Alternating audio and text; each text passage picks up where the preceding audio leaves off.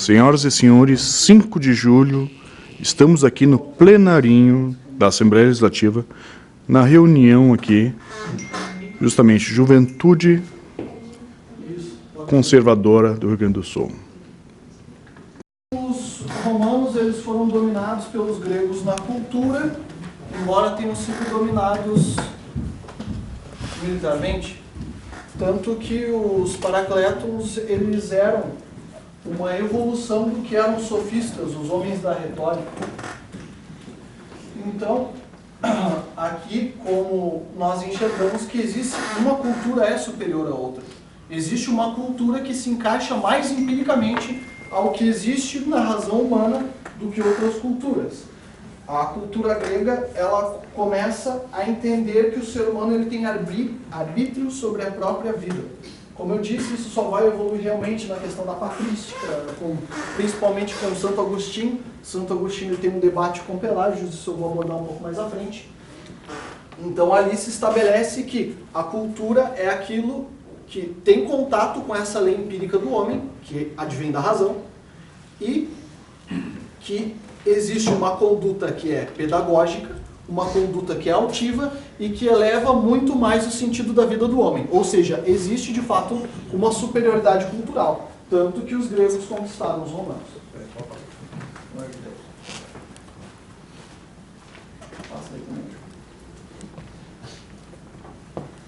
Bom, como eu estava dizendo, a concepção moderna de política ela é estabelecida no Ocidente, sabendo que os parâmetros culturais ocidentais são a filosofia grega, o direito romano e a moral judaico-cristã. Esses são os 3 grandes pilares que foram jogados para que se formasse o que seria a cultura no parâmetro ocidental. E depois a antropologia ela traz um novo conceito de cultura que não é o conceito grego. Não é simplesmente aquilo que dá luz ao sentido da vida e simplesmente a conduta pedagógica. A antropologia ela diz que a cultura é o que conduz os hábitos éticos e determina o que será a razão de uma sociedade. Porque mesmo no Ocidente, o Ocidente ele se divide em várias soberanias nacionais, porque quando o Império Romano rui, mesmo depois de Santo Agostinho escrevendo a Cidade de Deus, algo que eu vou abordar um pouco mais à frente, mesmo com esse parâmetro cultural ocidental, o que ocorre é que, tendo contato com cada cultura bárbara, se estabelecem nações. E essas nações têm condutas, têm modos de vida e têm, até de uma certa forma, pensamentos e conclusões sobre a própria vida que são diferentes uma da outra. Mas todas elas seguem esse padrão. Ninguém aqui mata filho para dar para Moloque, né? Então, a moral é judaico-cristã. Todos aqui usam a epistemologia que veio do Platão, então a filosofia grega. Ninguém aqui morre sem ser julgado, então o direito é romano. É basicamente isso.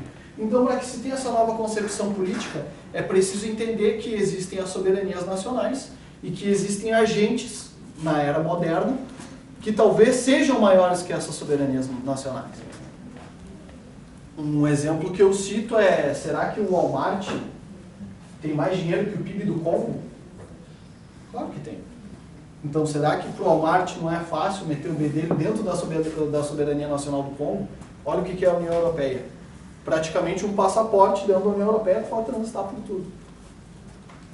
Então, para que se entenda tanto a ciência política como a geopolítica, a ciência política é um pouco mais antiga que a geopolítica. É preciso entender que existem determinados agentes que podem ter influência ou não sobre as soberanias nacionais. Isso é o que o Foucault chama de as microfísicas do poder. E as atuantes sobre as microfísicas do poder podem ser o capital, podem ser a cultura, podem ser uma série de fatores dependendo do agente. E a geopolítica, ela é uma disciplina que foi fundada já dentro da Segunda Guerra Mundial.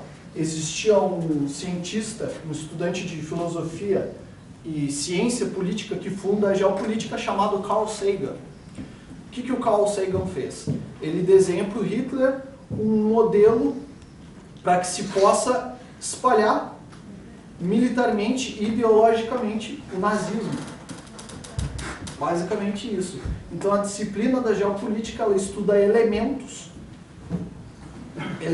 equações e os agentes que podem influenciar as soberanias nacionais. Se pode influenciar, pode subjugar. Então, Carl Sagan cria essa disciplina, depois que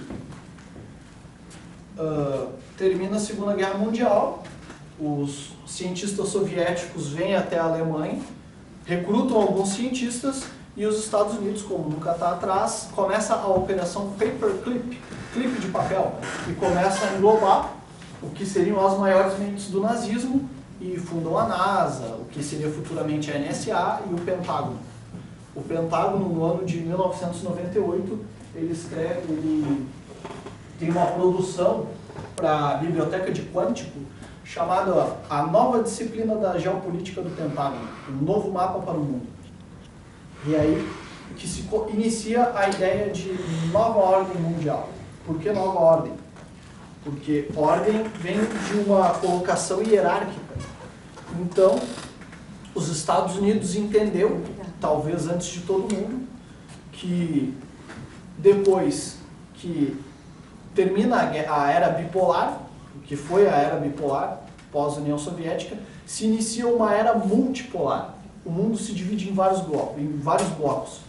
O mundo entendeu que não é sobre capitalismo e socialismo, o mundo entendeu que é sobre poder, e se divide em vários blocos.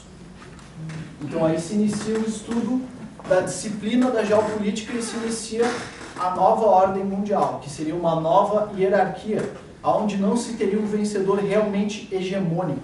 Porque o que foi a Guerra Fria? Foi a tentativa de se encontrar um vencedor hegemônico para a Segunda Guerra Mundial. Porque a União Soviética era economicamente enorme, tinha um exército vermelho que era poderosíssimo, tinha um armamento nuclear, os Estados Unidos da mesma forma não teve guerra nos seus territórios, a economia alavancou porque emprestou dinheiro para a Europa, mas não houve um vencedor hegemônico. Então o Pentágono foi um dos primeiros a entender que o mundo se dividiu em várias partes e essas partes podiam se aliar, podiam brigar entre si, dependia único e exclusivamente do poder. Pode passar. Só uma frase em alemão. Ich bin based at average. Quer dizer, aquele que reduz a nada. O que acontece? Essa frase foi proferida no ano de 1800 e... Foi antes da Revolução Francesa. Acho que 1837. Eu não sou bom com números. Mas enfim. O que essa frase quis dizer? Foi um dos parâmetros do que se tornaria a ideologia da Revolução Francesa, que seria a ordem através do caos. Depois eles enfeitam com liberté, égalité, fraternité, liberdade, fraternidade e igualdade. Mas basicamente este é o sentido da questão anti-absolutista. A forma Geist, quer dizer, é um vento, é algo que reduz a nada. A questão ideológica da Revolução Francesa foi desestabelecer a ordem. Eles estavam insatisfeitos com a ordem absolutista francesa. Essa é a grande questão. Só que a grande semente do caos, que gerou essa revolta, essa é a minha concepção. Vocês podem estar ouvindo idiotice. Vocês que filtram, vocês estão ouvindo. A grande semente do caos, que pode ter gerado futuramente uma Revolução Francesa, a mãe das revoluções foram as ideias do Rousseau. Por quê? Rousseau, ele escreve um ensaio que não é tão conhecido, foi enviado para a Academia Britânica, Sueca, eu não me lembro quem deles foi quem premiou, que se chama, A Razão da Desigualdade entre os Homens. E nisso ele simplesmente abole a propriedade privada. E esse ensaio é o germe, ele começa a ficar conhecido, né, pelas academias nacionais, é o germe do que seria futuramente o contrato social. De uma forma bem breve, eu vou dizer que, basicamente, o Rousseau, ele concluiu que o ser humano ele nasce bom e o sistema o corrompe. E, basicamente, o sistema que corrompeu o homem foi o sistema, digamos, pré-capitalista, essas questões da propriedade privada em si. Então, os ideólogos chegaram à conclusão que, bom, se o homem nasce bom e o sistema corrompe, vamos mudar o sistema. Simples, vamos mudar o sistema, vamos tentar outro negócio aí. Ficou essa ideia. Aí chegou essa ideia lá na Revolução Francesa. Bom, se esse sistema é ruim, vamos reduzi-lo a nada. Oi, diga. Vamos destruir esse novo sistema e construir algo que não vá corromper o que há de bom no homem. E isso é o que gera a ideia da Revolução Francesa, e a Revolução Francesa gera a ideia do marxismo. Só que essa questão é uma releitura de um debate que aconteceu entre Santo Agostinho e um teólogo chamado Pelágios. Agostinho diz que o homem nasce mal, nasce no pecado, e, portanto, ele está corrompido, ou seja, o homem é naturalmente mau e ele precisa ser moralmente doutrinado. Essa é a concepção de Agostinho. E aí vem Pelágios e diz o contrário. Não, o homem pode viver perfeitamente dentro da lei de Deus, sem a graça e sem o perdão. Esse é o primeiro debate sobre o sistema de doutrinação humana que houve. É mais teológico do que filosófico, mas foi o primeiro que aconteceu. E provavelmente o Rousseau, por ter tido uma educação protestante, se baseou nele. Certo? Ele concluiu, não, realmente, o homem pode viver dentro da lei moral de Deus, sem que ninguém o admoeste. Sendo que a própria pedagogia grega, a origem da palavra pedagogia vem de paideol, que quer dizer manter no caminho reto, doutrinar dentro do caminho. Ou seja, já traz uma ideia de que o ser humano tem necessidade de ser corrigido quando não segue determinado caminho dentro do plano moral. Então, depois da Revolução Francesa, vem a ideia do marxismo, que é uma junção da dialética de Hegel e toda a questão antirreligiosa e tóxica do Feuerbach.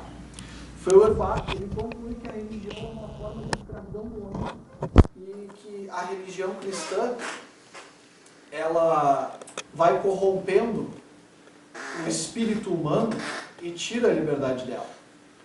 E aí o Marx faz uso da dialética de Hegel, que são duas linhas contraditórias chegando ao mesmo objetivo, e cria o marxismo, que seria a linha mais materialista das utopias revolucionárias.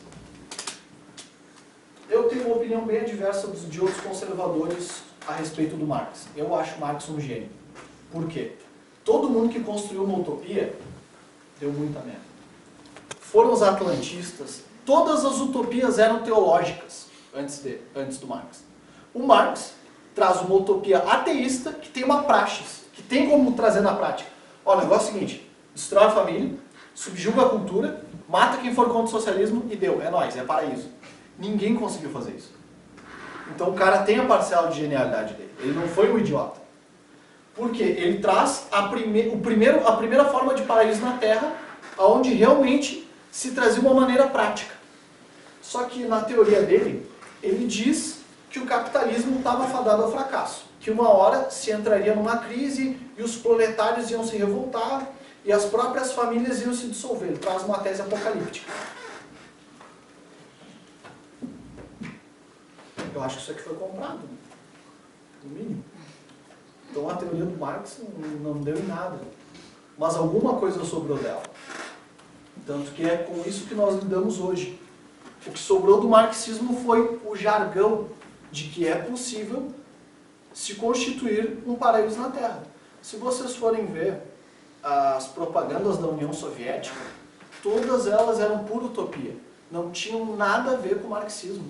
Tudo o que restou do marxismo é a ideia dialética e contraditória de que é possível se construir um paraíso e um reino na Terra. É só isso. Isso é tudo o que restou do marxismo.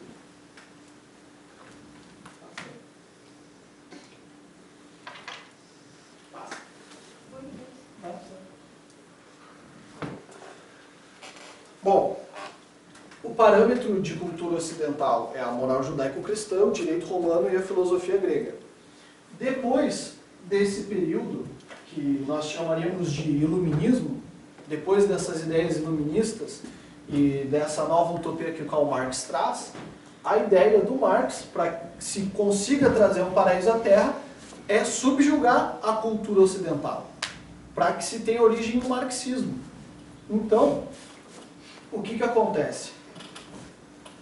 O modelo de conservadorismo é conservar tudo aquilo que os iluministas diriam que é herético. Tudo que esses utopistas pensam em destruir, reduzir a nada, essa ordem de insatisfação dos utopistas, é o que trouxe o bem-estar social para a civilização ocidental. Então, é isso que é a característica do conservador. Preservar a filosofia grega e não a dialética marxista, a moral judaico-cristã e não a nova cultura utopista, e o direito romano. Porque o Karl Marx disse que o modelo de Estado socialista era usar o Estado para destruir os hábitos burgueses, enquanto o direito romano é trazer justiça e bom julgamento para o indivíduo, para o cidadão.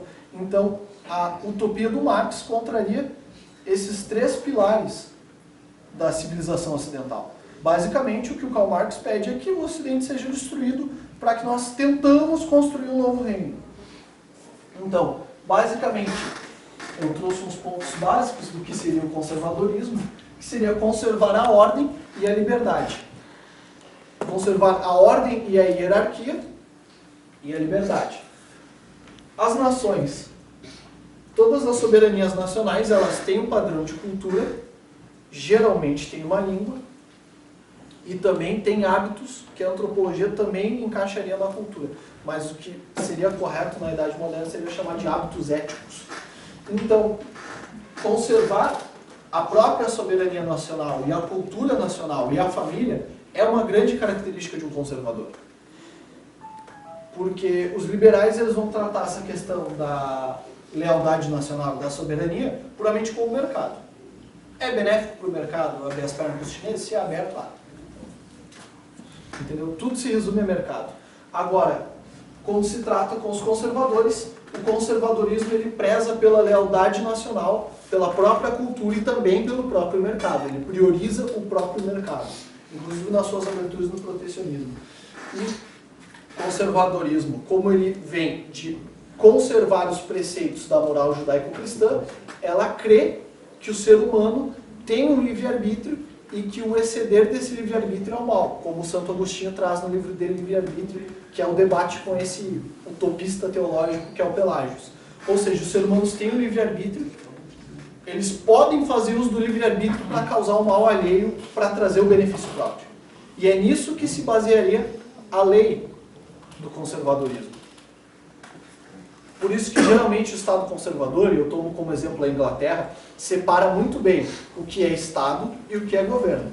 Estado é o aparato das instituições que funcionam. Governo é quem está momentaneamente no poder. 4, 5, 6 anos. Isso é governo, isso é Estado. No Brasil isso é quase fundido, porque o executivo ele escolhe muito das pessoas que vão estar nos outros três poderes. Porque o presidente ele tem muito apelo popular e ele pode eleger boa parte do legislativo e ele ainda indica os que vão para o judiciário.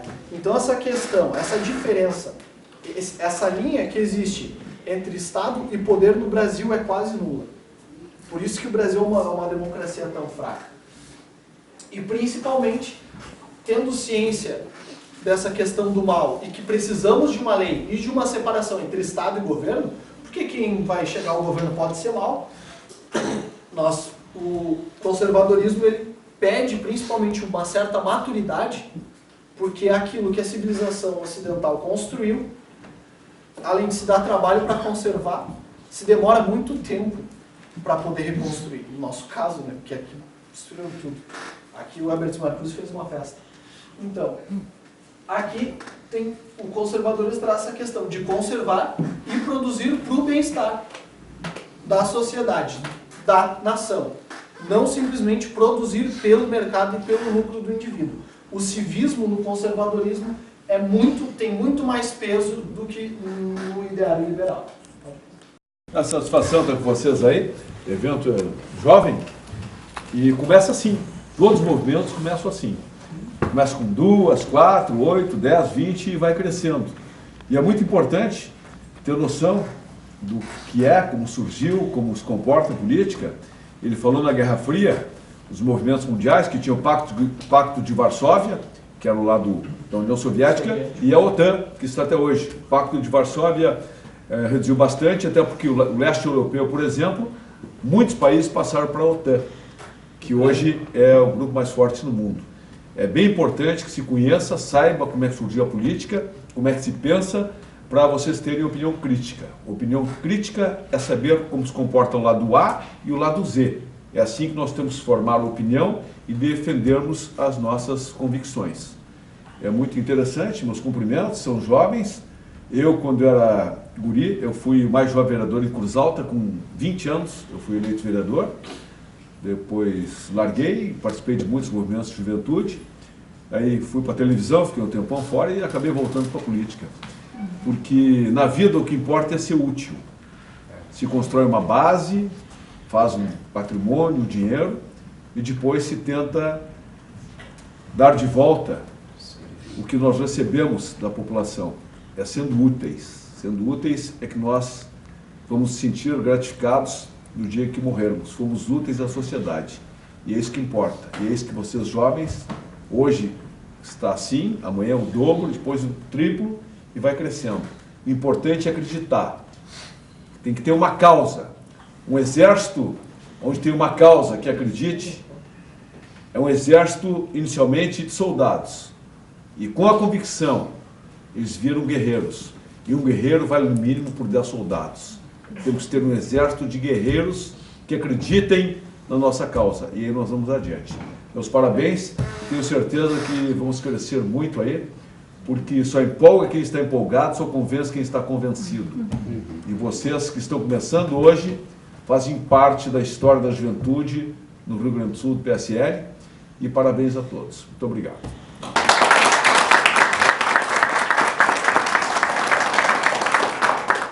Passar a palavra agora para o vereador Vambert, por gentileza, vereador. Em primeiro lugar, quero agradecer a Camila o convite, saudar o nosso querido deputado Bibo Nunes. Ele tem toda a razão. A gente começa dando o primeiro passo e um partido se constrói com muito trabalho, com muita dificuldade. É evidente que um partido que tem a presidência da República, ele vai ter ele vai ser um atrativo para muitos oportunistas, né? Muita gente que vai querer se aproveitar do partido, mas quando a gente tem um rigor, uma ortodoxia, uma doutrina, e a gente começa a se apresentar para a sociedade, o partido começa a se apresentar para a sociedade, oferecendo a ela uma opção, um conteúdo e coerência, isso é riquíssimo e é importante. Nosso palestrante falava há pouco sobre a filia, que haviam 3 tipos de amores lá na Grécia, né? O Eros, a filia, depois o ágape, que foi acrescido pela cultura cristã, e existe um tipo de filia, que é a filia, a filia no grego é amor, que se traduz também por amizade. Existe um tipo de amizade que é a amizade política. Essa amizade política é tipo uma religião laica, está dentro da nossa tradição. E nada mais conservador do que isso, porque essa amizade política e essa religião laica, ela tem uma fé. E essa fé é que existe o bem comum. Não é uma fé religiosa, é uma fé laica. E o que nós acreditamos? Acreditamos que existe um bem comum. Então, vamos nos reunir para lutar pelo bem comum, no parlamento dialogar pelo bem comum, e isso faz com que a gente encontre consensos mínimos, mesmo num parlamento de diversidade ideológica. E esses consensos mínimos, sem consenso mínimo a gente vai para uma guerra civil, inclusive entre direita e esquerda.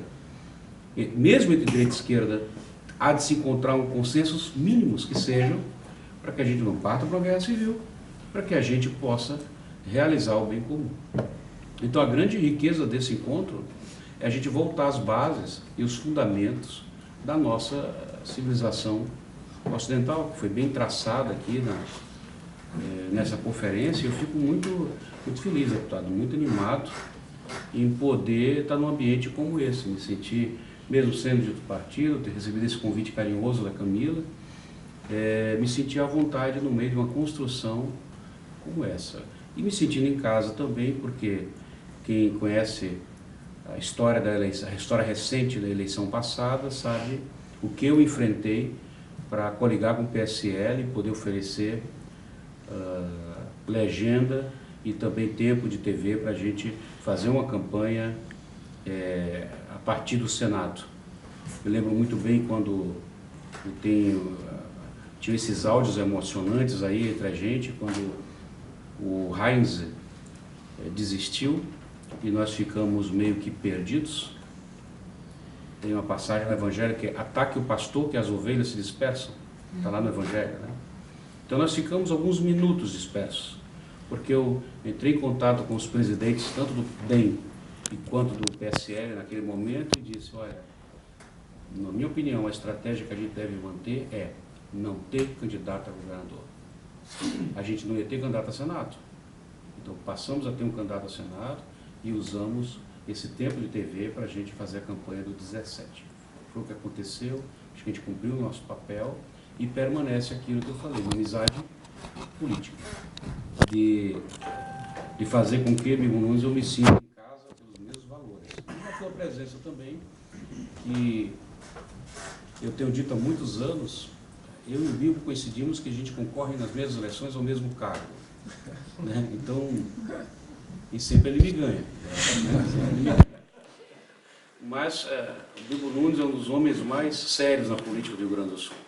Um homem público, um homem íntegro, um homem que cumpriu etapas na vida, como eu também, e que nos identificamos porque entendemos que a política é um serviço. Nas palavras de São João Paulo II, a política é a forma mais excelente de exercer a caridade cristã. Então, quem serviu a vida inteira, quem foi escoteiro, quem foi demoleiro, quem foi tantas coisas como eu fiz, desde os 10 anos de idade, a gente entende que eu posso botar a mão no bolso, pegar uns pila e ajudar alguém. Eu posso até dedicar meu sábado a um trabalho de voluntariado, mas a caneta de um político ela tem um poder de destruir e tem um poder de elevar, de construir muitas coisas. Por isso que o Papa diz, a política é a forma mais excelente de servir, a mais eficiente de servir. Então, quem não entende que a política é um serviço, é porque é picareta, é porque quer aproveitador, é porque quer corromper a política dos seus filhos e seus sentidos. Então, mas eu não quero dar uma outra palestra, eu me empolguei, peço desculpas. Isso é muito bom. Está desculpado. Mas agradeço mais uma vez a Camila e parabéns pelo evento. E persista, persevere, né?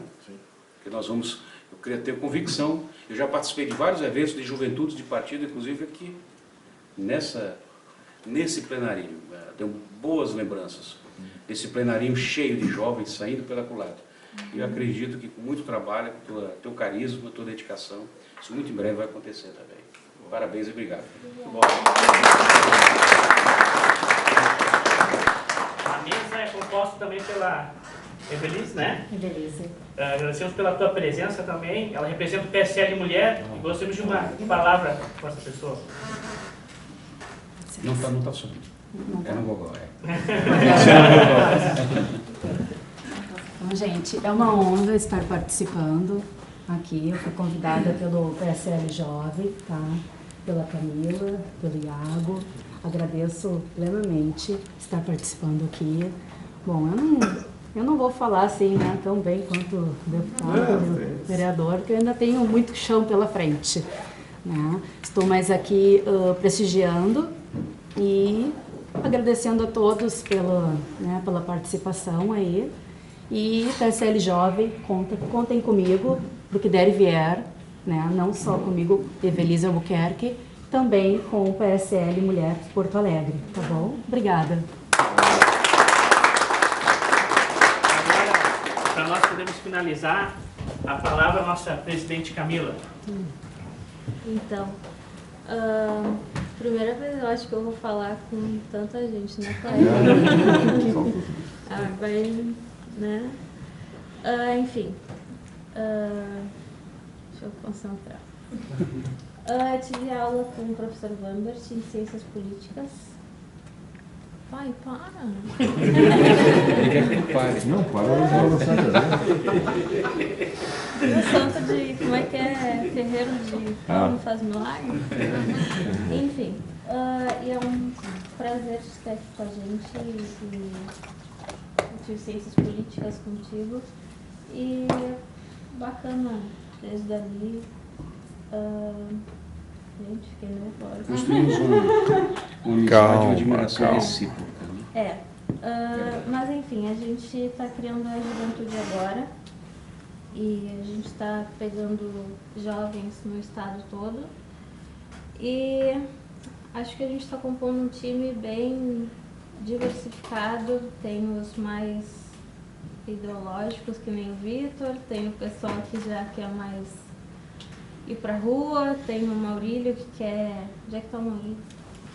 Maurílio que quer pegar a estrada e viajar o estado todo, né, Maurílio? Enfim, acho que a gente tem que trazer mais jovens e mudar, dar mais a nossa... participar mais e colaborar para ajudar a mudar muita coisa que tá errado. E é isso. Tá ótimo.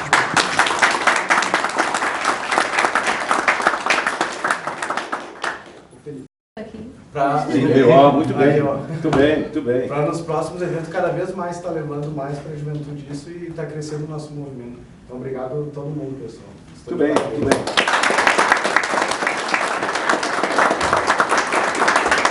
Alguém mais gostaria de dar uma palavra?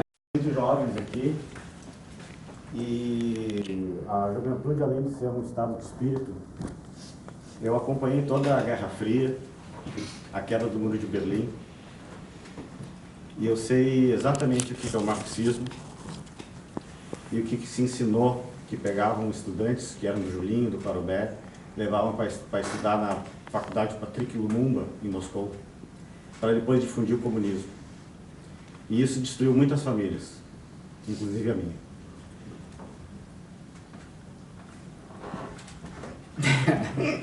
É foda. Eu sei. Então, a luta que os jovens têm hoje, como diz o próprio Olavo de Carvalho, vai se levar uns 20, 30 anos. Nós estamos recém no início. Não sejamos ingênuos. O bolo é muito grande, é enorme. A gente apenas tirou a cereja de cima do bolo, que é o Bolsonaro. O bolo todo está corrompido. E nós vamos levar muito, muito, muito tempo. Vai levar uns 20, 30 anos. E os 30% que eles têm e que eles vão continuar tendo, eles vão ter que ser destruídos. E é dentro das escolas. Por isso, escola sem partido, por isso a série de outras coisas. Eu sou meio metido antropólogo, eu entrei dentro da URGS há pouco tempo atrás e comecei a conversar com vários estudantes. E aquilo que o senhor comentou, toda pessoa que não abraça uma vertente, uma narrativa de esquerda, né, que é dos negros, ou das mulheres, ou dos gays, cara, eu fiquei estarrecido. Tu vê grupinhos fumando maconha, o pessoal estava brincando aqui, né? Apesar de alguém de direita também fumar maconha, né? Mas dentro da URGS, assim, é algo impressionante. 10 aqui, 12 aqui, 13 ali. E tu observa, assim, quando chega num jovem, assim, tu tipo assim, esse aqui tem um perfil mais ou menos assim. Então eu comecei a conversar com o pessoal que era mais conservador, mais de direita, e eles falaram assim que as pessoas que não compravam essa narrativa, uma dessas narrativas, eram praticamente alijados, eram praticamente colocados à margem. E que se eu estava impressionado com o que eu estava vendo, eu ficaria mais impressionado no campus de Viamão, que os próprios professores fumavam maconha em plena sala de aula. Nossa. Então, o que eu falo é exatamente assim, vocês que são mais jovens, gente, tem muito a se fazer. Eu acho que acho que foi muito feliz, não sei quem falou nos 300, né? Foi muito feliz nessa abordagem, assim. E o Bibo Nunes carimbou exatamente que, tipo assim, um guerreiro, ele vale muito mais do que um soldado. Então, tipo assim, nós estamos em plena guerra. Nós voltamos à época da Guerra Fria. Só que a Guerra Fria digital, internet. A internet fez a Primavera Árabe, a internet elegeu Trump, e a internet não deixou que esses 20 anos de podridão que tinha por aí continuasse. Imagina nós hoje com o tal do Haddad aí, presidente, e a Manela Dávila, a rainha do banheiro do Julinho, E aí, como vice-presidente. Maria do Rosário, ministro. Cara, é dose. Ah, desculpa ter colocado aí, mas só quis dar uma dentro. Tudo bom.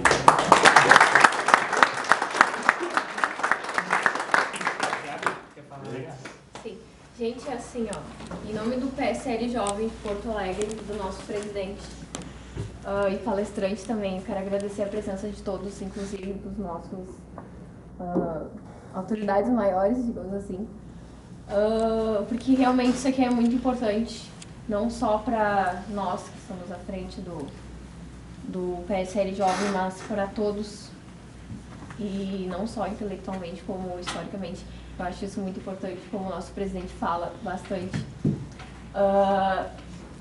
Fazendo muito trabalho de base e trabalhando muito a juventude. Então é muito importante a presença de todos aqui e eu agradeço. Bom. Bom, senhores, tem mais alguém? Não? Eu não agradeço nada porque ela agradeceu por mim.